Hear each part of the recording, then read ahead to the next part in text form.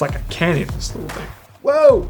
Whoa! It's crazy! All right. Let's stop having fun for a second. Okay, so today we're gonna break down the new Fieldworld 125B and the 225B. We're gonna find out if this light right here is the best light for beginner filmmakers. So for starters, this light is a bicolored light and it can go anywhere from 2700 Kelvin to 6500 Kelvin. The menu on the light is very easy to use. There's two knobs. There's a brightness and a frequency knob. The brightness knob, obviously if you turn it up, initially it turns on the brightness, but if you press the button down, it then goes to the Kelvin, and then you could quickly change from 2700 Kelvin all the way up to 6500 Kelvin. And then the frequency, it'll give you different lighting effects like paparazzi and lightning and flame and TV, and being able to have this kind of baked in and built in this is just another one of those things that just makes life easier when you want to create an effect. That's super helpful.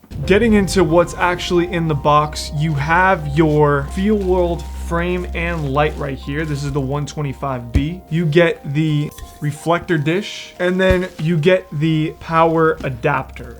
As of right now, if you buy these, you'll end up with a power adapter that looks like this. Obviously, this doesn't plug into anything we have here in the States, so they do provide you with a adapter, which is really cool. And it comes in this little bag right here, and it's two adapters. I believe one is for Europe and one is for America. And you'll just take this bad boy right here, and then you'll just plug that into the adapter. It plugs right into any outlet, and you're pretty much good to go after that. Like in most cases, this light has an arm right here, so you could just kind of put that out. You could just put that on a C-stand or whatever stand you have, and then you could just easily lock that in. Now, I want to talk about specs for a second. Fieldworld claims that the 225B outputs with a reflector dish 39,800 lux at 2700 Kelvin, 49,500 lux at 3200 Kelvin, 64,500 lux at 5600 Kelvin, and 56,500 lux at 6500 Kelvin. Now, without getting super technical, this light is bright. I mean, really, really bright. In fact, it claims to be brighter than the Aputure LS300X,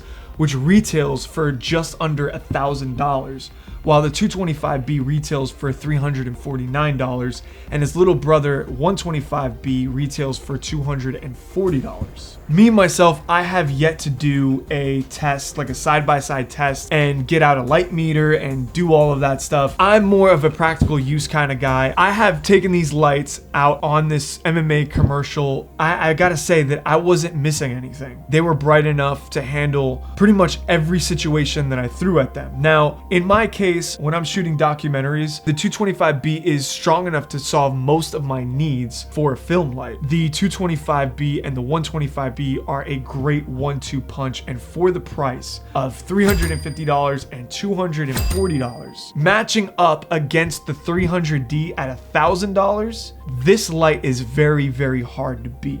Probably my favorite feature is the Fieldworld app, where you have complete control over the Fieldworld lights in one place. After you set your username and password, you can begin adding your lights and independently controlling them. Now, if you're like me, there's a lot of times where I'm on set and I have either a small crew or no crew at all, and being able to control these lights myself to dial in the look that I'm looking for is a huge plus. And I have yet to see lights at this price point offer this many features. Now, we've talked about all of the benefits of this light, all of the features and everything it can do.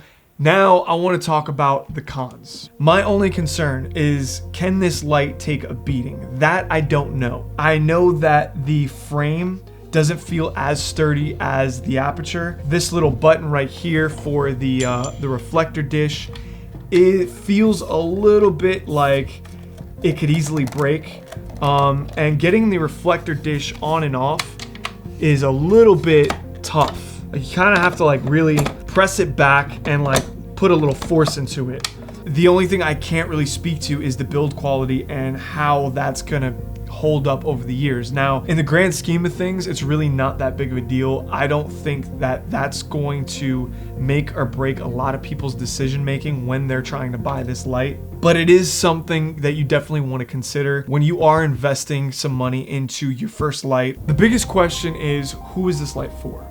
I believe that this light is amazing for beginner filmmakers who have some money to invest in their first lighting kit or even expand on maybe some of the stuff that you already have. FieldWorld did a great job kind of placing themselves somewhere in the market where it's a little bit of a lower budget light that can really give you a lot more bang for your buck and compete with some of these higher standard of lights. I think that they're strong enough for most applications, especially if you're doing documentary filmmaking. They have a ton of really great features. All in all, for the price point, I really don't know if there's a light out there that can beat it, but I'm just one opinion. Drop comments down below. Let me know if you guys think that there is a light out there for this price that could beat the 225B for 350 bucks. And I'm talking firepower, features that it offers, all of that stuff. Take all of it into consideration. Drop them in the comments down below because I really, truly want to know, and I want to share it with the whole community here. I left links to both of these lights in the comments down below, and I appreciate you guys for watching. Please don't forget to like and subscribe if you haven't already, and I'll see you guys in the next video.